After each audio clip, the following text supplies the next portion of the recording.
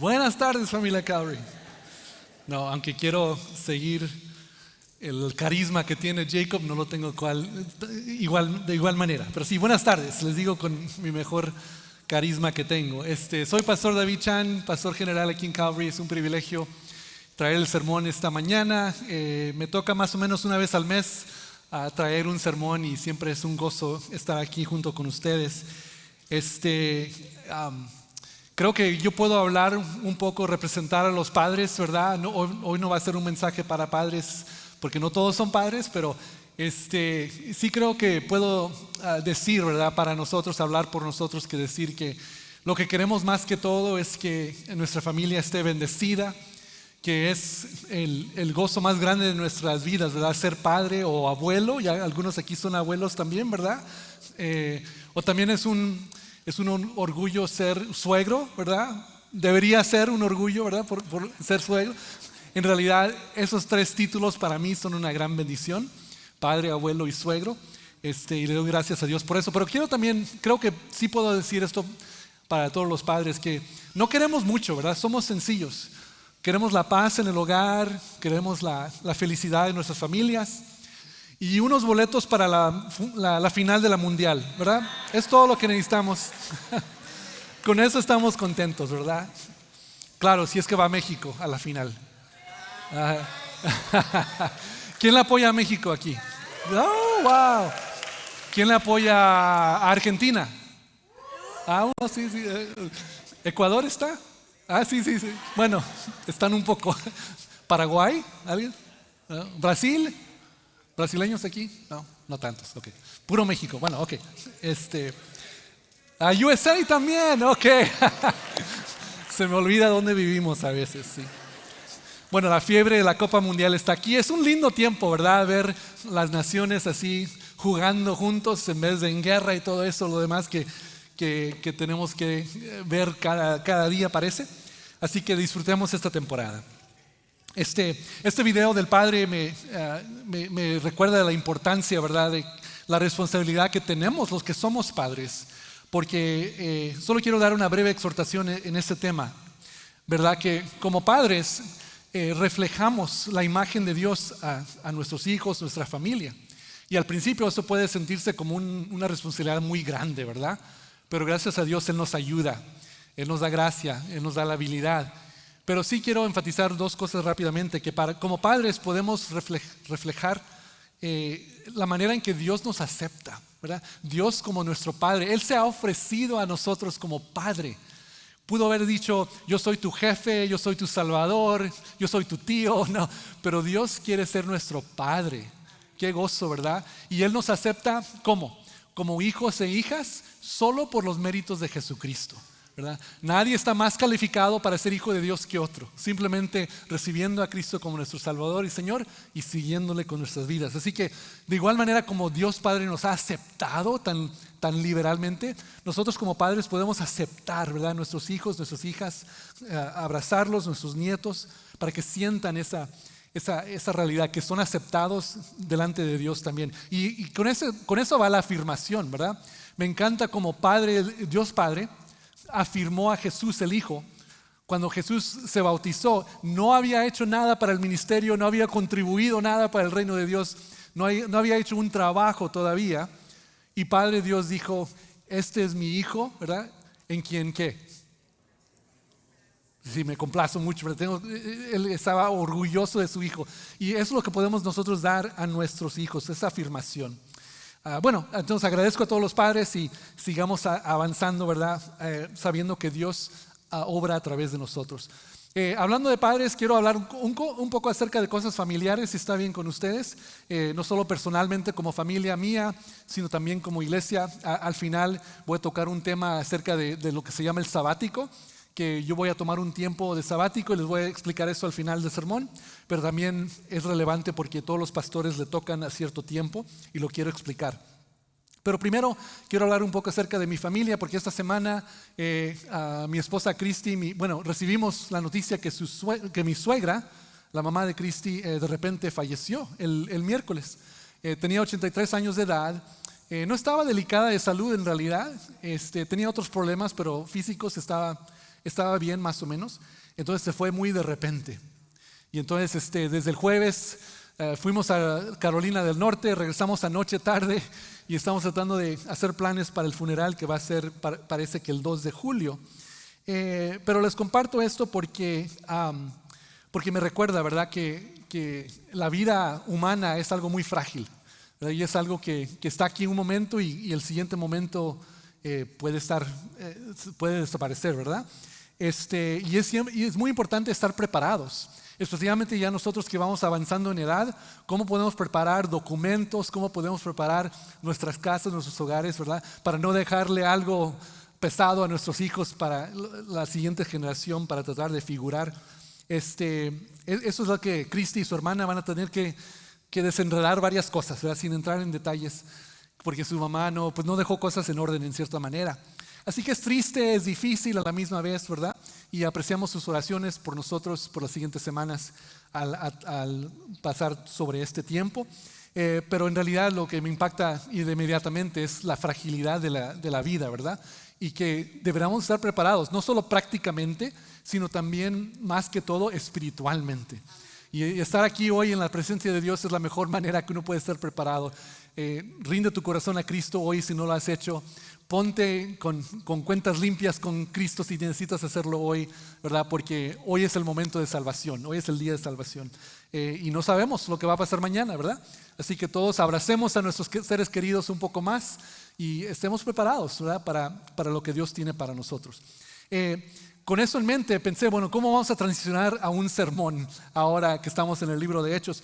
Pero en realidad es una transición muy fácil, porque estamos hablando de las cosas rutinarias de la vida, ¿verdad? La vida, la muerte, los padres, las madres son parte de la vida en general, la vida rutinaria.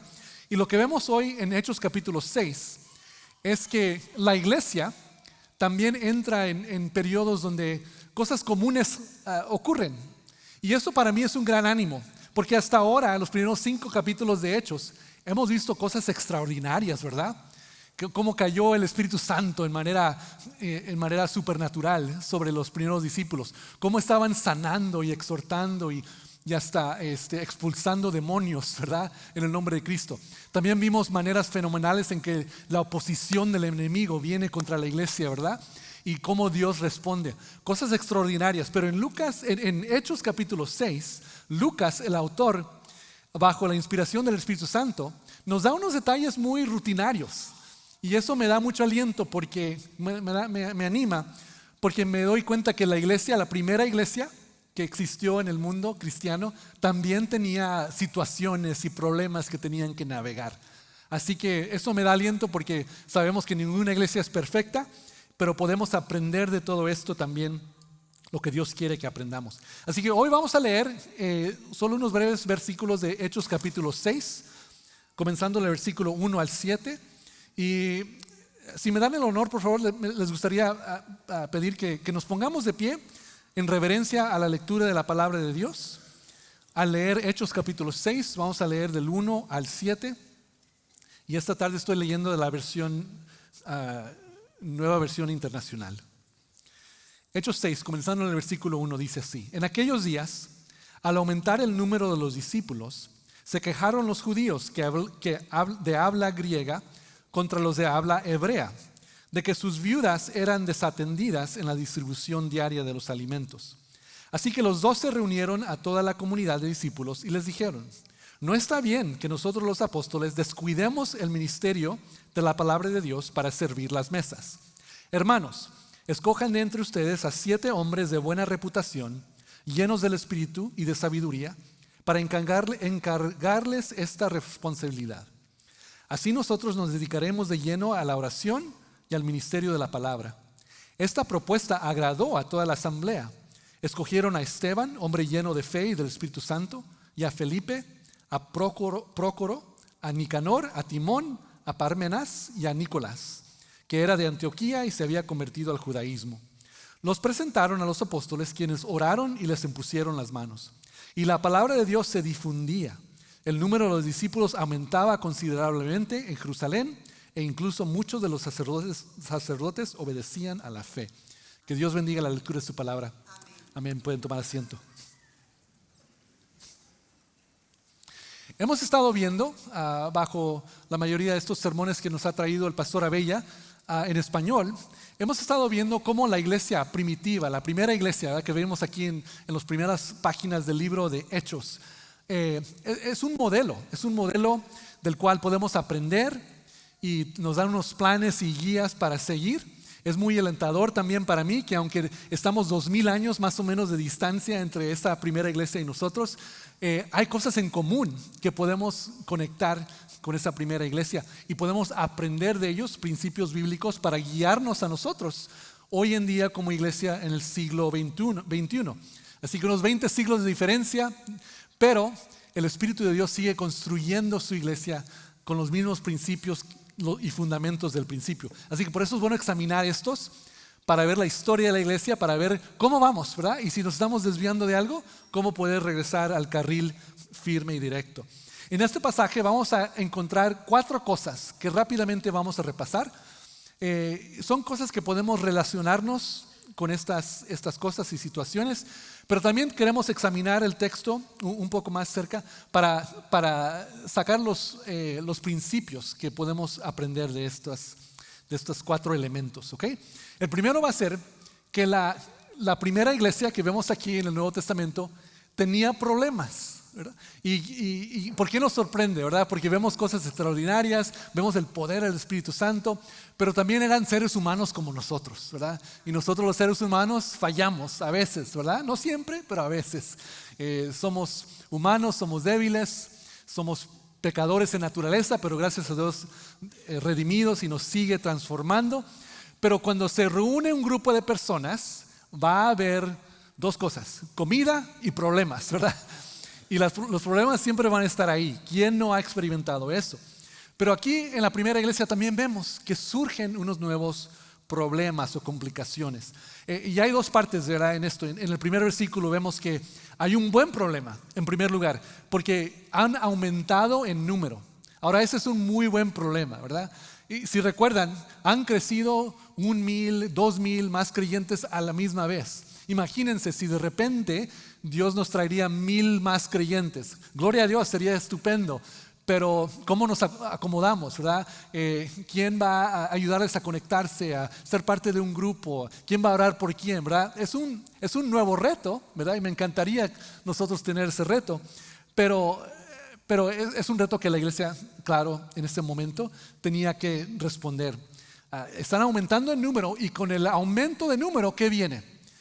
Problemas, ¿verdad? Retos, situaciones difíciles. Ahora, yo quiero como pastor, todos nuestros pastores queremos crecer, pero para mí es importante que crezcamos al mismo nivel que estamos desarrollando la capacidad para nutrir y sostener ese crecimiento, ¿verdad? No queremos miles de personas solo para decir, mira, vinieron miles de personas a la alabanza. Porque eso en realidad no ayuda, ¿verdad? No crea discípulos, no nos forma espiritualmente. Eso es un proceso que ocurre en grupo, que ocurre con oración, que ocurre con disciplina, con tiempo, ¿verdad? Por eso es tan importante, enfatizamos nosotros siempre los grupos pequeños. Porque aquí nos podemos saludar, etcétera, pero no nos podemos conocer, ¿verdad? Poder compartir oraciones profundas que impactan vida a vida.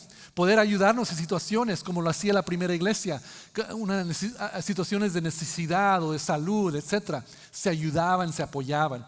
Así que el crecimiento viene con problemas, pero gracias a Dios también se pueden resolver. Y es refrescante para mí saber que la primera iglesia también tenían problemas. Y lo que vemos aquí en el versículo 1, surgió un nuevo desafío, ¿verdad? Surgió una queja, ¿verdad? O como leía ahí el versículo 1, que se quejaron los judíos de habla griega. Ahora, no le voy a pedir que levante la mano, pero ¿quién aquí se ha quejado de la iglesia? ¿Verdad? No levante la mano, ¿verdad? No queremos saber. Pero todos nos hemos quejado de algo, ¿verdad? De cómo predica uno, o el canto, ese canto no me gustó, o el color de los asientos, no sé, siempre nos quejamos de algo, ¿verdad? Y está bien, es algo natural. Ahora pueden ver ustedes que sus quejas tienen una base bíblica, porque los primeros cristianos también se quejaron, así que están bien con ellos. No, pero claro, aquí se quejaron de algo importante, ¿verdad? notaban que algo estaba pasando, que era un problema, fue un error que se fue desarrollando con el crecimiento. Y ese error fue que los judíos de habla griega se sentían como que sus viudas de habla griega eran como segunda clase, ¿verdad? Que no todos estaban al par. Y sabemos que Jesucristo quiere que la iglesia de Cristo todos estamos iguales a los pies de Cristo, ¿verdad? No hay nadie más importante que otro. Definitivamente no hay alguien más importante por su etnicidad, por su raza, etcétera, su tribu, lo que sea. Y entonces, pero aquí, naturalmente, las viudas que eran hebreas, claro, eran parte del movimiento hebreo. Esas personas eran seguidores, eran judíos étnicamente y también espiritualmente, los hebreos, ¿verdad? Los griegos se convirtieron al judaísmo, ¿ok? Entonces ellos eran judíos espiritualmente, pero no étnicamente. ¿Me siguen? ¿Sí? Entonces los que llegaron al judaísmo, primero al judaísmo de los griegos, y los griegos significa cualquier otra etnia. Habían los judíos y luego todos los demás. Y la Biblia los llama los griegos o los gentiles, ¿verdad? Han oído ese tema, esa frase. Entonces, griegos y gentiles eran todos los demás. Y algunos de ellos se habían convertido en seguidores de Dios, el Dios de creación, el Dios de la Biblia, y eran judíos. Ahora, en los tiempos de Cristo, muchos de esos también se convirtieron al cristianismo, pero traían su identidad judía y hebreica y griega. Así que las viudas griegas estaban sintiendo como que, oye, no nos están dando igual de cantidad de apoyo como las viudas hebreas. Y claro, eso es algo muy importante, ¿verdad? No debe de haber ese tipo de favoritismo, digamos, en la iglesia de Dios. Así que inmediatamente los 12 apóstoles, los discípulos originales, reúnen a la comunidad. Noten ahí, ellos no simplemente toman la iniciativa para resolver el problema, ¿verdad? Ellos reúnen a la comunidad para decir, bueno, hermanos, ¿cómo vamos a resolver esto? Es un ejemplo de liderazgo bíblico muy saludable, ¿verdad? Porque con los tiempos se ha desarrollado como una jerárquica de liderazgo que no el sacerdote o el pastor o los ancianos, ellos dirigen todo. No, en la iglesia al principio vimos una linda manera en que la comunidad entró en esa decisión juntos. Pero bueno, vemos que habían problemas y que ese desafío que surgió tuvo que ser resuelto. Y entonces, al surgir problemas, lo que sucede es, el segundo punto, es que eso causó que los discípulos tomen un proceso de prioridades. Porque cuando nuevos problemas surgen, uno tiene que darle prioridad a algo, ¿verdad? No tenemos tiempo y capacidad para todo. Así que aquí vemos que esto causa que la iglesia ponga prioridades en ciertas cosas. Ahora, sabiamente no priorizan a un grupo de personas sobre otros. Ese era el problema, ¿verdad? Todos somos iguales en Cristo. Pero ese problema sirvió para resaltar quién debía enfocarse en qué y cómo mantener prioridades claras. En versículo 2 vemos que los apóstoles, ellos decidieron permanecerse enfocados en el ministerio de oración y de predicación y enseñanza. Y eso fue muy importante, ¿verdad? Porque esos 12 fueron los que caminaron día tras día con Jesucristo. Escucharon todas sus enseñanzas, los escucharon varias veces. Ellos eran los mejores capacitados para enseñar a la iglesia que va expandiéndose, creciendo rápidamente, para enseñarle los caminos de Cristo, ¿verdad? Las enseñanzas de Cristo, los valores de Cristo. Entonces ellos tenían que enfocarse en eso y en el ministerio de oración. Y hermanos, la oración es un ministerio, ¿verdad? La oración no es simplemente unos breves momentos cada día y ya, amén, ¿verdad? Yo sé que Pastora Bella y su esposa tienen un ministerio de oración. Es un trabajo, ¿verdad? Juntarse con personas, escuchar problemas, comenzar a interceder, seguir intercediendo por los días o las semanas, ¿verdad? Tenemos aquí equipos de personas que oran. Yo sé que los líderes de grupo oran por sus grupos. Es un ministerio que requiere tiempo y esfuerzo, ¿verdad? Entonces los discípulos dicen, mira, necesitamos enfocarnos, prioridad, ¿verdad? Darle prioridad al ministerio de oración y de enseñanza, Pero eso significa que la siguiente prioridad de cómo resolver este problema y cómo asegurarse que todos están bien atendidos debe de ser la prioridad de alguien más. Así que ellos se remueven de esa responsabilidad y le piden a la congregación que se encarguen de ese desafío. Ahora, esto viene con un tercer punto muy importante. Eso me dice que los apóstoles reconocieron sus límites. Y eso es algo muy saludable hoy en día. Hoy en día vivimos en un tiempo, bueno, puede ser un poco anhelador a veces que, tú puedes hacerlo, tú puedes, y eso sí es bueno, ¿verdad? Pero la idea o el mensaje que tú puedes hacer todo, eso no es correcto. No es verdad, no es posible, hasta yo diría no es saludable, ¿verdad? Porque como seres humanos, aunque queremos ser individualistas en muchas cosas, Dios nos ha creado para depender de Dios y depender de otros, especialmente en la familia de Cristo. No de ser llaneros solitarios, ¿verdad? ¿Se acuerdan de eso? No podemos ser espiritualmente llaneros solitarios. Y aquí los apóstoles, los 12 que caminaron con Cristo, reconocen eso, reconocen sus límites y sus limitaciones, reconocen su prioridad. Ellos fueron llamados al ministerio de enseñar y de oración. Y entonces no se sienten como super líderes, ¿verdad? No están diciendo, bueno, yo puedo hacer todo. Yo caminé con Cristo, ¿verdad? Yo lo vi cara a cara. No se jactan así, ¿verdad? Para decir, yo puedo hacer todo. Al contrario, reconocen sus límites, aceptan sus prioridades y dicen, bueno, ¿quién más necesita hacer esto? Todos tenemos límites y somos sabios al entendernos y ajustarnos debido a esos límites. Y lo bello en esto es que eso resulta en una nueva solución. Y es la cuarta observación de este pasaje. Que vimos problemas, esos problemas resultan en prioridades, alinear prioridades. Nos da la sabiduría de aceptar nuestros límites y entender nuestros límites. Y eso llega al punto de soluciones. Versículo 3 dice, seleccionen a 7 hombres de entre ustedes. Los límites de los apóstoles les causó a decir, bueno, ustedes escojan, la congregación escojan 7 hombres para hacer este nuevo trabajo. Y la iglesia aprendió cómo hacerlo con alegría y con gracia. Esto también le dio a otros la oportunidad de servir. Imagínense si los 12 decían, nosotros somos super apóstoles, podemos hacer todo, aunque en realidad no pueden, ¿verdad? Entonces eso causaría que otros se queden atrás, ¿verdad? Alguien que dice, yo quiero, no, porque él lo puede hacer todo, ¿verdad? Y al contrario, esto causa una atmósfera de cooperación.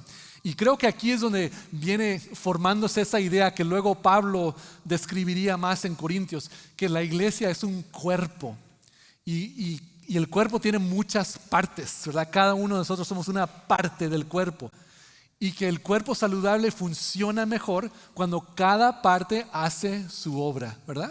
Y aquí vemos la primera demostración de eso.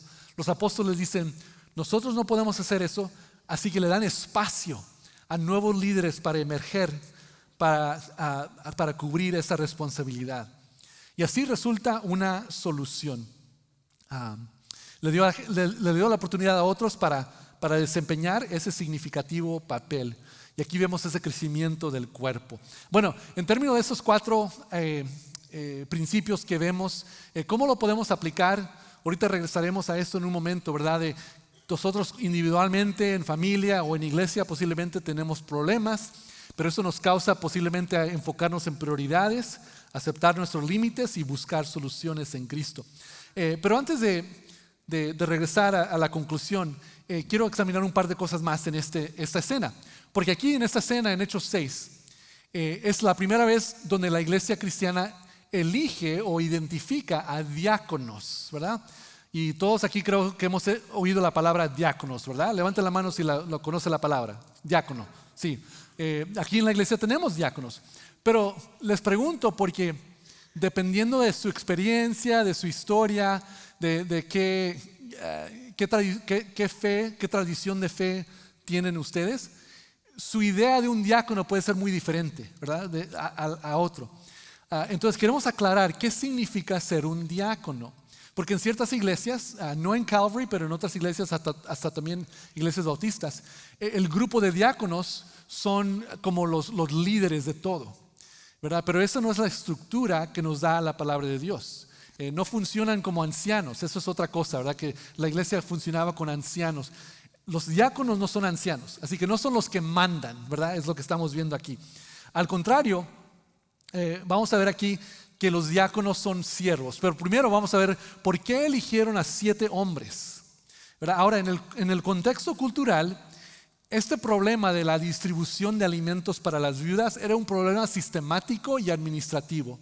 Así que pidieron a 7 hombres porque en ese tiempo cultural y histórico eran los hombres que manejaban los sistemas administrativos públicos. Y eso básicamente era lo que estaban tratando de hacer aquí. Entonces, específicamente buscan a 7 hombres que son capaces, pero también con ciertas calificaciones, ¿verdad? Que son hombres llenos del Espíritu Santo. Era uno de los requisitos muy importantes. Hombres que pueden hacer este trabajo de buena reputación, llenos de Espíritu Santo y sabiduría y capaces para hacer este trabajo administrativo. Ahora, luego, ahorita veremos, pero luego, no mucho tiempo después, la iglesia enfrentaría más problemas, requerían más soluciones, más maneras para servir. Y entonces ese grupo de diáconos se va expandiendo más y más en la historia de la iglesia. Hasta en el futuro incluye a mujeres que son diáconos en la iglesia. Y ahorita lo vamos a ver en la palabra de Dios. Pero solo se lo menciono por este momento, porque en este texto específicamente buscaban a 7 varones, porque era un rol muy específico de administración y liderazgo público en la comunidad. Ahora, ¿qué significa diácono? Un diácono significa, la palabra diácono significa siervo, un servidor. Así que otra vez vemos aquí que la palabra no significa que les dan un nivel de autoridad sobre los demás, ¿verdad? No son los que mandan, ¿verdad? Y vemos aquí que los apóstoles, que si alguien tenía autoridad serían los apóstoles, y vemos aquí como ellos comparten el liderazgo, ¿verdad? Y invitan a la iglesia que escoja a 7 diáconos. Y entonces un diácono es simplemente un siervo. Así que si usted ve aquí un diácono, aquí hay varios diáconos aquí en Calvary, son servidores. Nos ayudan al equipo pastoral para cuidar a viudas o cuidar a parejas ancianas ya de mayor edad. Nos ayudan en otros ministerios que pedimos su ayuda, pero ese es su rol principal, es de ser servidores. Pero quiero mencionar eso porque si uno viene de un trasfondo diferente, piensa, bueno, el diácono es un líder que hace las decisiones para la iglesia. Y eso no es así aquí en Calvary. Son servidores que tienen una función muy específica. Y es lo que vemos aquí, que los primeros 7 diáconos tenían una función muy práctica, muy específica. Pero eventualmente, al crecer la iglesia, se iban a necesitar más diáconos para diaconar, ¿verdad? Para servir en otras maneras. Pero ¿quién eran estos diáconos? Rápidamente vamos a ver que estos 7 hombres aquí, primeramente todos los nombres de ellos son nombres griegos. Qué interesante, ¿verdad? Qué sabiduría y qué compasión de la congregación de decir, mira, son las viudas griegas que se están sintiendo un poco apartadas, ¿verdad? O no estamos tratando al nivel que merecen. Y entonces eligen a 7 hombres con trasfondo griego, para que ellos también puedan tener una relación más conectada, ¿verdad? O sea, es una de mi persona, ¿verdad? Como decir, son de mi tribu, son de mi trasfondo. ¿Y quiénes son estos 7? Rápidamente, el primero fue Esteban. Esteban nos dice la Biblia, ya van a ver en un par de semanas en Hechos, que él es el primer mártir. Así que Esteban no duró mucho tiempo como diácono. Él da un tremendo mensaje testificando para Cristo y sale como mártir. Así que vemos aquí que no solo eran diáconos para hacer un trabajo, ¿verdad? También eran representantes de la expansión de la obra de Dios. Esteban es el primer mártir. Ahora Felipe, el segundo diácono. Él también en el futuro es un evangelista activo en Samaria. Se estableció en Cesarea y tuvo 4 hijas con el don de profecía. Eso nos dice la Biblia acerca de Felipe. Además de Esteban y Felipe, la Biblia no nos dice nada más de los otros 5. Pero hay tradiciones en la iglesia, en la historia, que nos dicen un poco acerca de ellos. Y básicamente lo vamos a repasar aquí. Prócoro, el tercer diácono, dice la tradición que él fue un compañero de Juan, que viene siendo el último de los 12 apóstoles que vivió el tiempo más largo. Él fue también un anciano en una iglesia y también un mártir. Así que también Prócoro muere como mártir. Luego Nicanor fue martirizado en el año 76. ¿Están viendo aquí un patrón? Que los diáconos terminan siendo mártires. No era un trabajo que todos quieren, yo creo, de inmediato. ¿Por qué? Porque ellos estaban creciendo en su liderazgo. Comenzaron como diáconos servidores, pero Dios les daba más dones, más responsabilidades. Iban creciendo en su responsabilidad. Como les dije, Prócoro, quien fue el compañero de Juan, también fue un anciano en una iglesia. Claramente él creció en sus responsabilidades en el futuro. No se quedó solo como diácono servidor. Timón dice la historia que fue misionero en Grecia, pero también él fue martirizado dentro de un horno. Imagínense qué feo, ¿verdad? Pármenas fue misionero en Macedonia. ¿Qué creen que le sucedió? Mártir también. Y Nicolás, el último, también tuvo algunos seguidores. Él fue un líder, pero también fue mártir, porque el imperio romano estaba tratando de aplastar, ¿verdad?, el movimiento cristiano. Seguía creciendo el movimiento. Pero lo interesante es que estos diáconos que comenzaron como servidores también desarrollaron otros dones de liderazgo. Dios les dio más responsabilidad, y eso también es bíblico, ¿verdad? Cuando comenzamos sirviendo, Dios nos da más responsabilidad si servimos bien, ¿verdad? Es un principio bíblico. Entonces esa es la historia de esos 7 hombres. No sabemos más acerca de ellos, pero como les dije anteriormente, y quiero enfatizar esto por una razón clara, es que también en esta escena no, pero en el futuro mujeres también iban a servir como diáconos. Les comparto esto porque aquí en Calvary hemos tenido no solo la tradición, sino también nuestros ¿cómo se llama? La constitución y reglamentos, ¿verdad?, de la iglesia. Dice que diáconos solo pueden ser hombres, y había ciertas razones por lo cual eso se ha hecho. Ahora, hace 2 o 3 años atrás, el grupo de diáconos y nosotros pastores comenzamos a platicar acerca de eso, a decir, mira, ¿por qué restringimos que diáconos solo sean hombres? Y hemos comenzado un estudio. Lo comenzamos, lo pasamos, lo comenzamos, lo pasamos, pero ya lo vamos a traer otra vez más al frente, porque queremos examinar las escrituras, queremos examinar la historia de la iglesia, ¿verdad? Y también queremos examinar historias de otras iglesias bautistas en tiempos recientes, para ver si tenemos una razón de tener posiblemente diáconos que también son mujeres. Rápidamente, solo una breve probadita. En Romanos 16 vemos que Pablo dice que hay una diácona que se llama, diácono es la misma palabra para hombre o mujer, se llama Febe, ¿verdad? Y ella también le llamaban un diácono. En 1 Timoteo 3, ese pasaje menciona los requisitos para un diácono varón, pero también Pablo dice, y a las mujeres, y les da unas instrucciones. Ahora la pregunta es, ¿está hablando a las mujeres que son las esposas de diáconos? ¿O está hablando a mujeres, ¿verdad?, que posiblemente no tienen esposo o son viudas, pero también son diáconos? Pero al final de cuentas también vemos que en los registros de la iglesia en el 2º y 3er siglo hay muchas indicaciones que mujeres eran también partes del grupo de diáconos. ¿Y por qué? Yo pienso que es porque más necesidades surgían y necesitábamos más servidores, porque recuerden, eso es lo que diácono significa, servidor, pero un servidor que es reconocido, ¿verdad?, por la iglesia. Es alguien aprobado, ¿verdad? Que nosotros tenemos confianza como pastores. Esta persona puede servir en nuestro nombre, ¿verdad? Por eso hay un proceso para diáconos. Pero es algo importante que yo quiero examinar más a profundidad. Así que en agosto vamos a tener unas sesiones, no durante la mañana, ¿verdad?, pero en las tardes, donde le vamos a invitar a que examinen los mismos pasajes, las mismas historias que nosotros como pastores y diáconos estamos examinando, para poder tener una conversación. Porque al final de cuentas no soy yo quien dice, vamos a tener mujeres diáconos.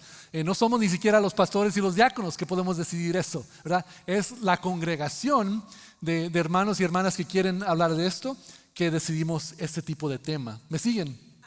Sí, así que le vamos a invitar a algo de eso en agosto para examinarlo juntos y para llegar a una conclusión juntos, porque es lo que queremos hacer. Porque si hay algo que podemos abrir ahí para una oportunidad para más mujeres, lo queremos hacer con orden y con fundamento bíblico, pero no queremos forzar algo innecesario. Así que oren por nosotros en ese tema, y si quieren ser parte de eso, les vamos a invitar a unas sesiones en agosto. Ahora, ¿por qué agosto? Y con eso quiero concluir. Les voy a compartir solamente algo acerca aquí de nuestro personal.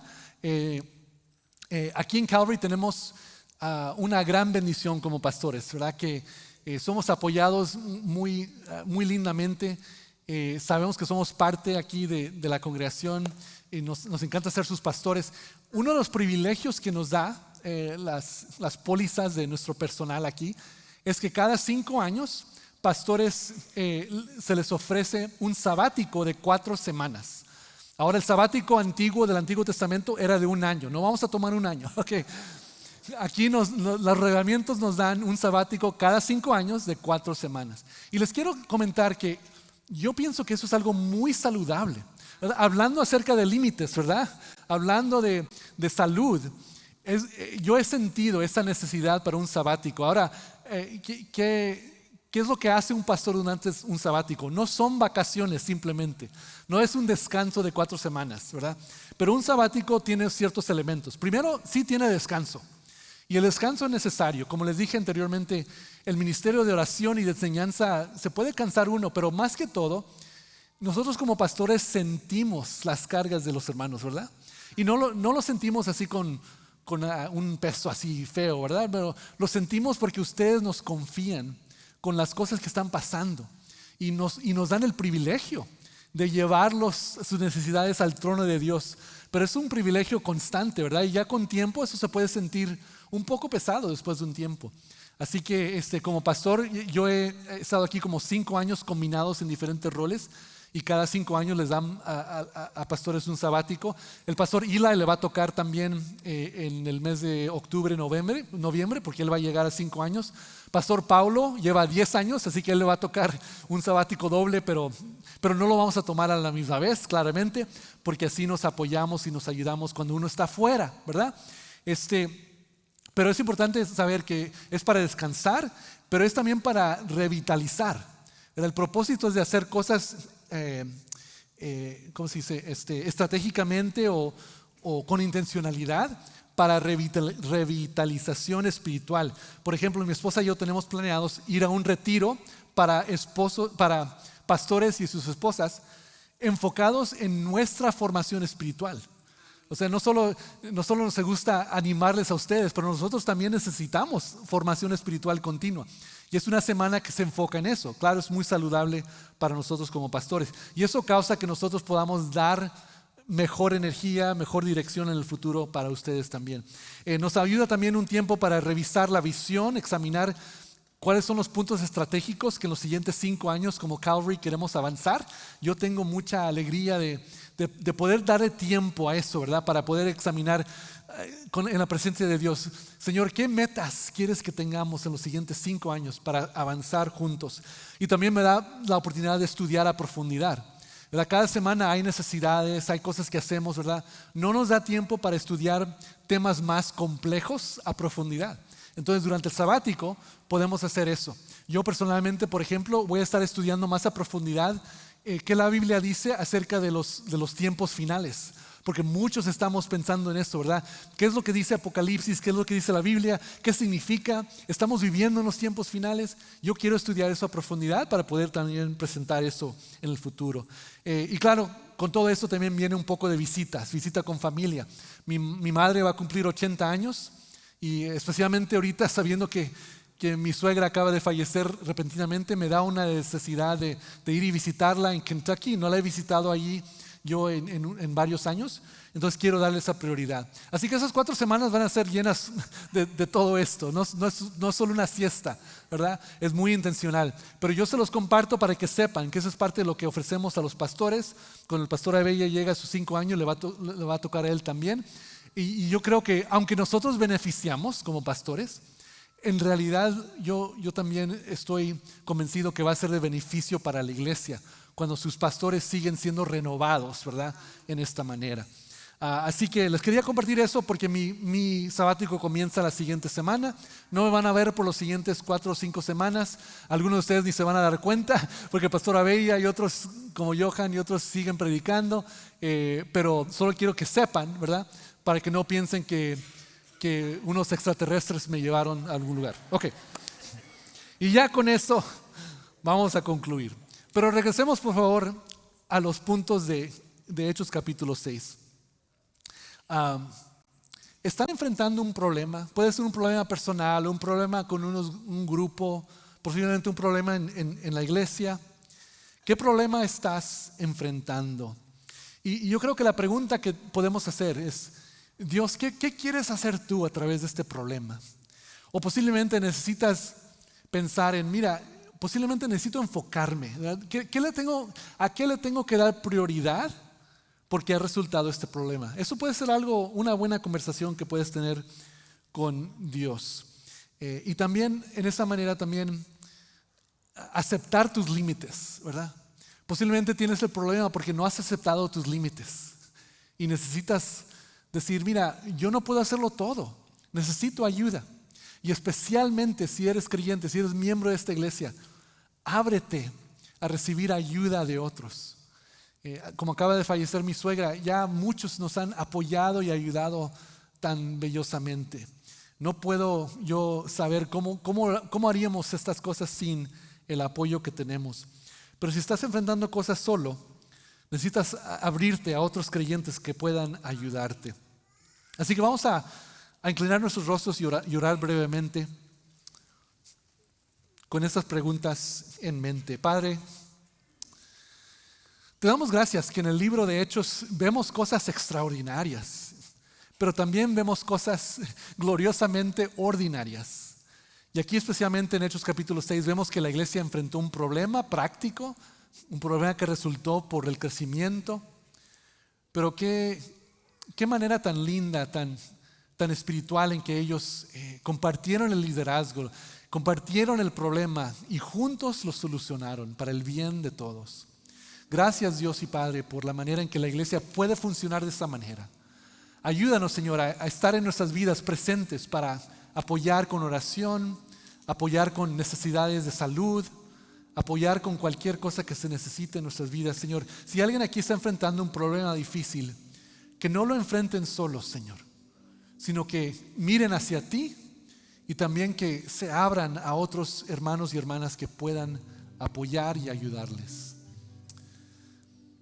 Así que si hay alguien aquí con un problema y quieren dejarlo delante de los pies de Dios, solo hazlo en este momento. Dile, Dios Padre, aquí estoy delante de ti y quiero dejar mi problema contigo. No lo puedo hacer solo, no lo quiero hacer solo. Necesito tu ayuda, tu apoyo y el apoyo de otros creyentes. Ayúdame, Dios, a recibir ese apoyo y esa ayuda. Y Señor, glorifícate en la solución que tú traerás. Y gracias, Padre, que tú estás ya contestando oraciones y que tú seguirás ministrando a nuestras vidas, apoyándonos. Y gracias, Señor, que tú sigues construyendo tu iglesia, específicamente aquí, la iglesia que llamamos Calvary. Que tú sigas construyendo tu iglesia para que hagamos todo lo que tú quieras que nosotros hagamos para tu honra y para tu gloria y para el bien de todos los que son parte de esta congregación. Te amamos, te adoramos, te glorificamos en el nombre de Jesucristo. Amén. Vamos a hacer un par de cosas aquí para concluir. Les voy a pedir primero que se pongan de pie para cantar. Y al cantar aquí, este es un tiempo de reflexión. Quiero que ustedes reflexionen, oren. Si Dios les impactó, les dio algo, una frase o algo que quieren meditar en eso, ¿cómo pueden responder a lo que Dios quiere hacer? Piensen en eso, mediten en esto durante este canto y luego tendremos una oración y una bendición para concluir. Pero en este momento cantemos al Señor, busquemos al Señor también en oración como gusten.